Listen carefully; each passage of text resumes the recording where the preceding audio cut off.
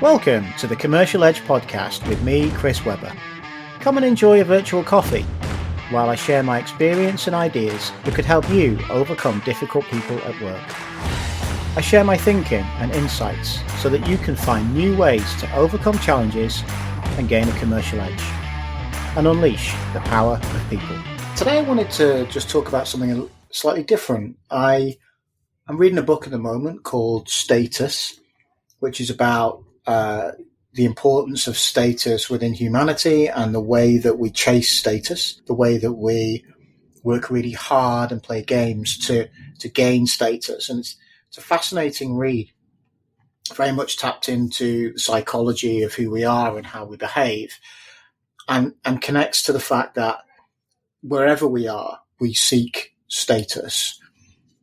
Sometimes that's within games. So sports, we're looking to be recognized for our skills and our capabilities. It could be at work, where we're looking to get status.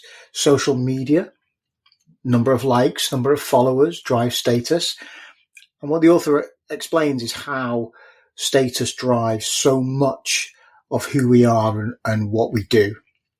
And I really tapped into this because I'm very passionate about understanding how people think.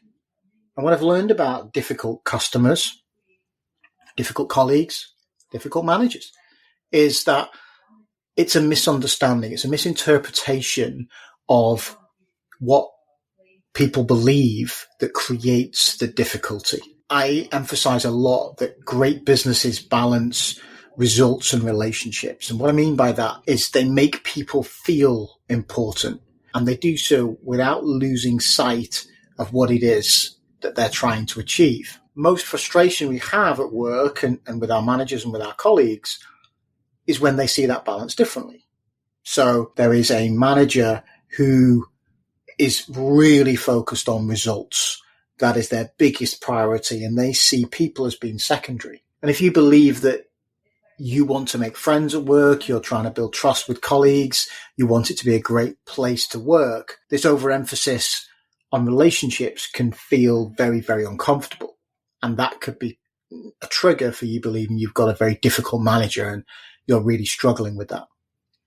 And so what I'm always interested in and looking at to understand is what drives these differences? What motivates us to see the world differently than the people around us and creates this conflict? And that's where it stems from, is a conflict because two people have differing views over how important relationships are or how behaviours should be judged. And in the book that I'm reading, the book about status, he beautifully describes the importance of status and how that matters so much to us. And I get it. And his examples are beautiful. And it's certainly something I'm very familiar with. But what he also describes were rules of society. And I think that this is something that really did stimulate my thinking and really did inspire me to start thinking about how that might play into the problems that we have with difficult people at work, difficult customers, different colleagues. And the research that he described is that there are anthropological researchers looking at the history of human society. And human society goes back for millions of years.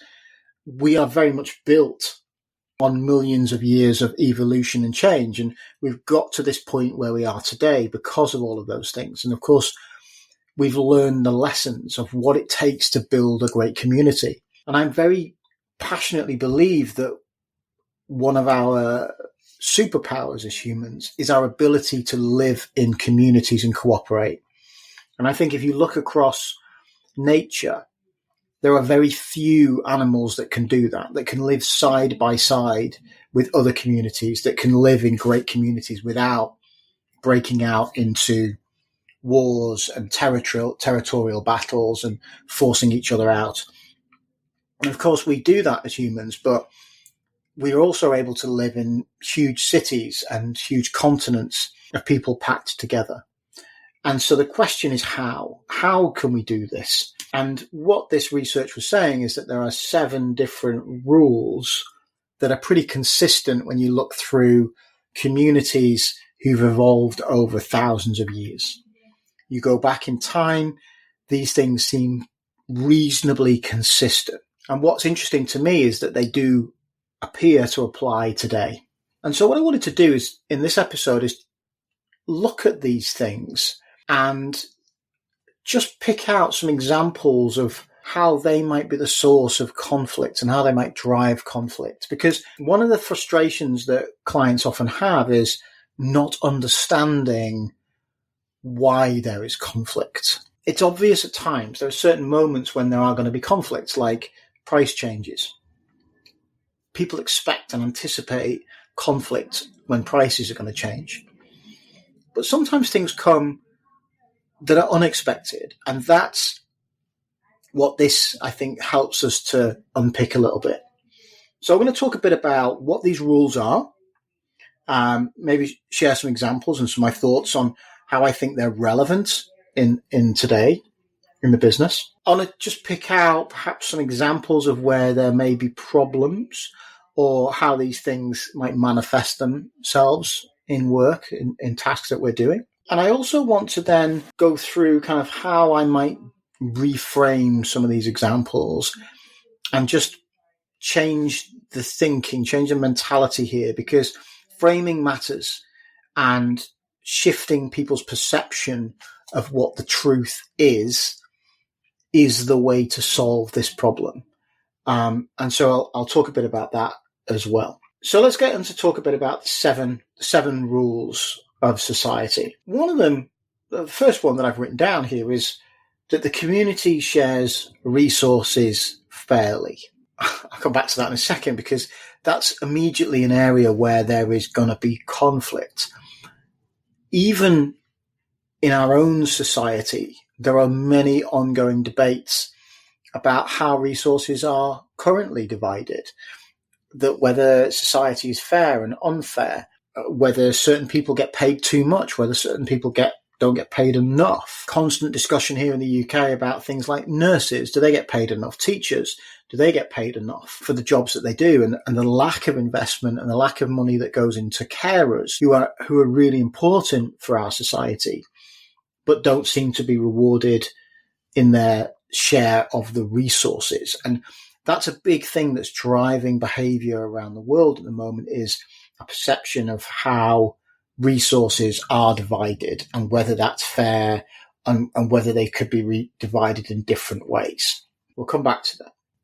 The second thing is that a community would defer to leaders, that there is a hierarchy, there is a structure to how things are run, and that there is respect and deference to the people in positions of authority. The third one is that the community cooperates and returns favours, reciprocates. And reciprocity is a powerful motivator of behaviour, and I think it's a very strong fundamental part of who we are and how we cooperate. And so a community is seen to reciprocate and work with each other. The community respects property, and there are rules and guidelines about how people respect property, but that's also one that I think is important. The next is that the community helps the community to succeed, that they have a vested interest in the success of the group, that they work together to further the interests of the group. Community helps its family, so our own personal family is a priority for us. And then the last one is that the community demonstrates courage. And I think these things are really important to start to assess in business status.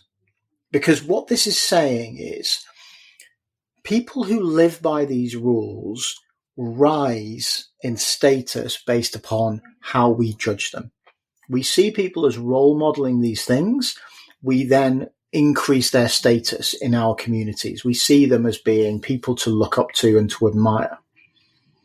And we judge harshly people who break these rules. They sometimes in a criminal sense, but also in a community sense, just a sense of rejection and a judgment of these are not people that we want around us. And this is imprinted on us. And what I want to pick out here is I think that it applies very much to community, certainly, but also what is community? And I think when we work in the same business, we are in essence creating a community. And so if you work in an organization, you want to work in an organization which shares resources fairly. So pay awards based upon performance or based upon results, that there is a leadership hierarchy and that there is respect for the leaders of the organization and their words carry weight, that you help each other out, that if you help each other, if you do favors, that those favors are repaid and that your interests are shared, that you're helping that business to succeed, that you respect the property of other people in the business, that you property in that sense, I think, is roles and responsibilities, what you do versus what I do. So I don't want to step on your toes. I want to show respect for what you do, and you don't step on my toes. And then I think courageousness also plays a part, that we want people to be innovative, to be courageous, to step up into moments that are uncomfortable and a bit stressful, and we admire the people that do so.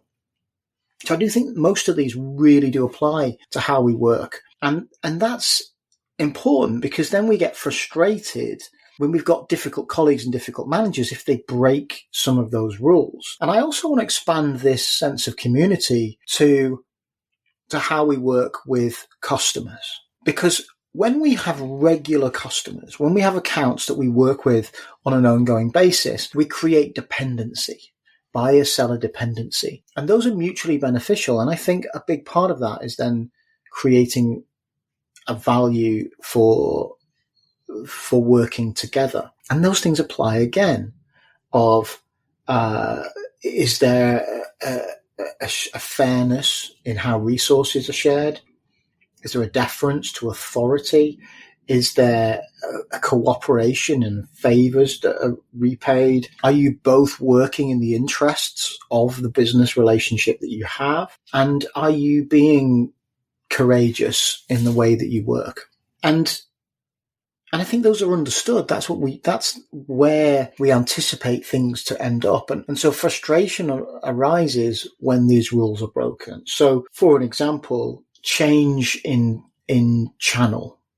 You've got a strong relationship with a retailer, for example, and you've been working together for many years. And then there's an evolution. And what's happening now is people start buying online. And you then start selling to online retailers who are perceived as threats to your major customer, your major retail customer. And because of that, your major retail customer then feels that you are not working in the interests of the partnership, that in fact you're working against them, that what you're trying to do is going to drive customers to go online and not go into their store, which costs them money and value. And that becomes the essence of the problem. And this comes up a lot. I've heard clients in the past complain often that they've got partnerships with people, and then these retailers become frustrated and angry that they're selling online, or they're working with Amazon, or they've got their own website, and they see that as an existential threat. And the customer, the supplier, can't understand why. And I think this goes some way to explaining why that's a problem and explaining how you can resolve that problem. And I think reframing it matters a lot. And we'll come back to reframing it in a second, because I think something to reference later. When you start to think of other examples, managers who micromanage, are they infringing on your property? Are they telling you how to do your job? Are they not giving you the freedom to operate? And is that how they become so annoying for us? It feels like they're taking something from us. It feels like they are infringing where they are not wanted. Is that why we react so negatively towards micromanagers? I'm fascinated by this because I think it's an exciting way to start to understand that what sits at the heart of our frustrations is not always the reality, it's a perception of reality. A supplier who decides to go online, start selling their products online, is not doing so because they believe that they want to destroy the relationship they have with their important customer. In fact, often it's quite the counter. They value this customer relation so much, they try and protect it, but they worry that if customers are going online, they're going to lose sales. And so what they're looking for is for this customer to evolve their offering. And I think reframing it to say that it's up to us to adapt to save what we have is a very different conversation than I'm going online. And it puts the responsibility back on the other side of the table to the customer to say, no, I'm not trying to destroy our partnership. But if your role in this partnership is the customers, is attracting the customers, and they're going online, how are you keeping your side of the bargain to protect our interests? And that shifts the onus to the other side of the table, makes them feel accountable for their function in the partnership, and says, look, we need to adapt together. We need to work together to go where the customers are. And if you're not prepared to do that, well, it's not me who's missing out. It's you who's missing out. And I think it's about saying that you've constantly worked across channels. Very few suppliers operate with just one retailer. And if you have worked constantly across channels, that's to the beneficial of your partnership, because you have built a brand that customers want and that recognize, and that when it's available in their retail stores, they go there, customers will go there to buy it and other things. So the power of your brand does add value to their organization. And I think shifting that onus and reducing the fear that I'm trying to break this relationship and say, no, let's think of this as something we can do together to fix this, to make sure that we both survive long term, is a very different way of thinking about it. And I go back many years to a client I worked with. They had a massive problem with a retailer, and the retailer decided that they wanted to work the category very differently. They wanted to adapt to consumer insight and change the way they were communicating a product to the category, to consumers on the shelf. And it made sense in one degree, but it was very counter to what my client wanted to do. And the reason I got involved was because my client phoned me up and said, I've got a problem because this retailer is threatening to delist my brand unless I follow their way of working.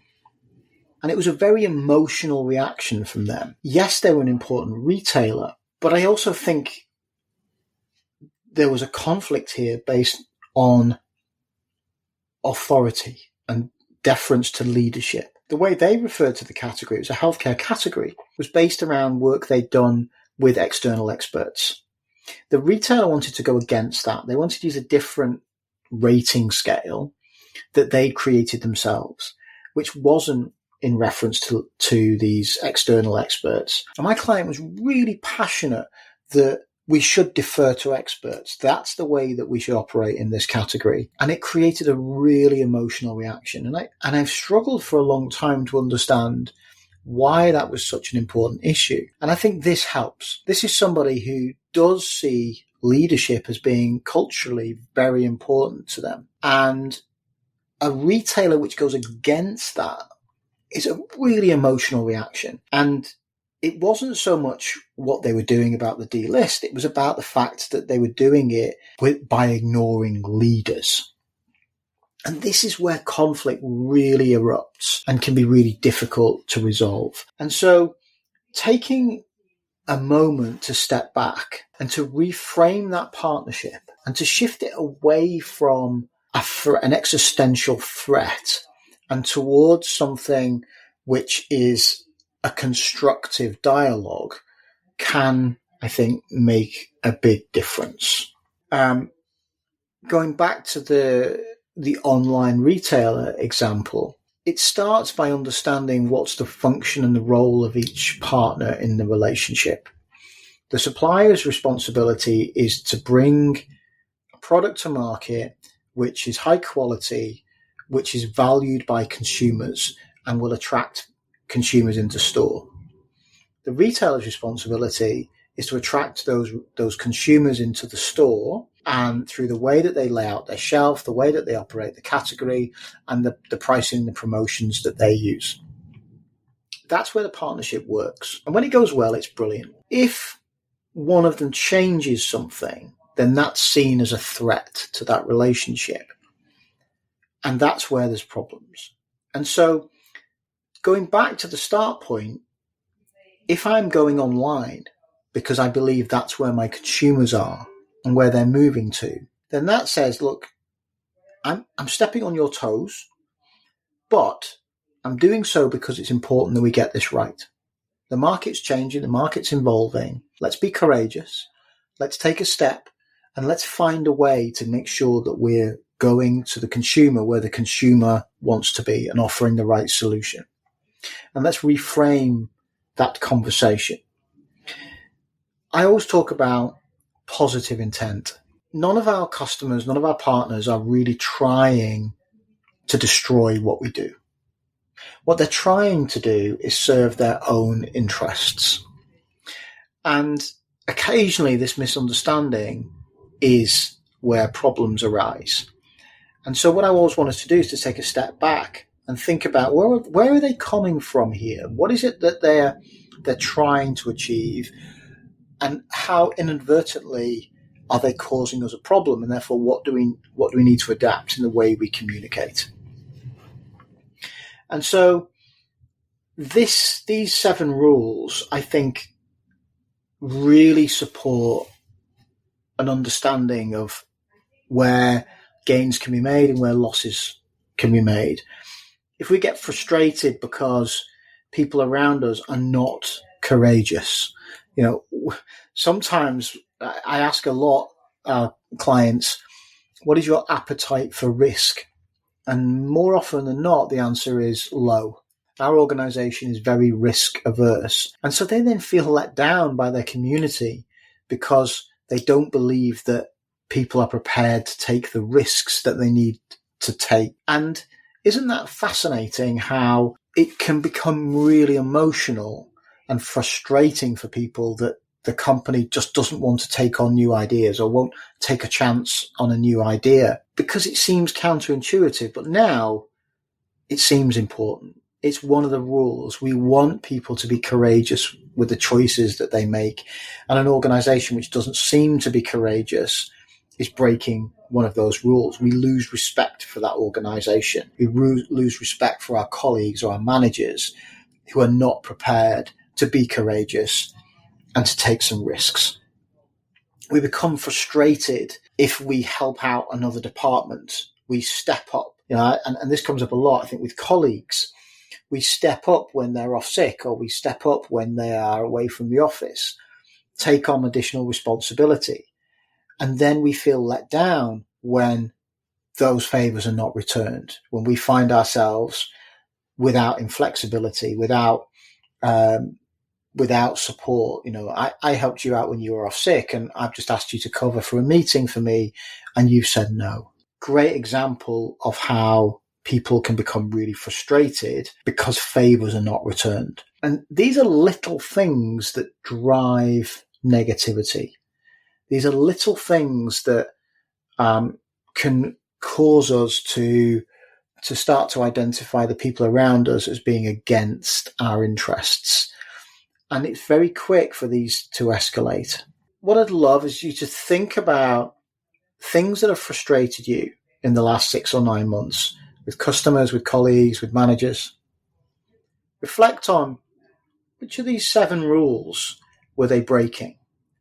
And then think about how you could reframe it in a way that changes that conversation from them not, deliberately trying to damage you, which they definitely weren't trying to do, to them being forgetful, them not thinking about the implications. Because sometimes solving the problem is as simple as sharing your perspective. If someone you believe hasn't returned favors for you or hasn't been courageous and taking on risk. What's impossible to do is to say you don't return favours, or impossible to say you don't take on risk, because that's very personal and aggressive. But if instead you say, do you know what? I asked you for a favour and you said no, or you didn't do it.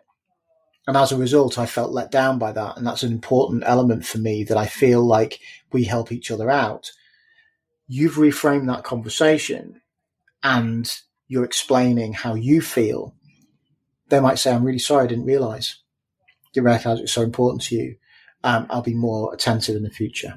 If you said, I felt this was something that we could take a risk on, and I was disappointed that you weren't as courageous as me, and you said no to that. I found that quite frustrating, because as a personality, this is the kind of risk that I would have taken on. You're then taking some accountability and reframing that, and maybe they'll explain to you what did they need to see to help them understand that this was a risk worth taking. Maybe there was something missing in the way that you communicated. Something to think about. Think about as the problems you've had, but also think about the people that you've really respected over the last 6 months. Think about the people who you think have done a great job. Is it because they've picked out one of these 7 things and they've demonstrated it to you? And as a result, you feel like, yes, you've gone up in my estimation, you've gone up in my status. Think about it. Really curious to hear some stories and some examples of the people you're thinking about and what difference it might make. Thanks for listening to the Commercial Edge podcast. I'll be back soon with another episode. Join me then when we delve into more difficult conversations. See you next time.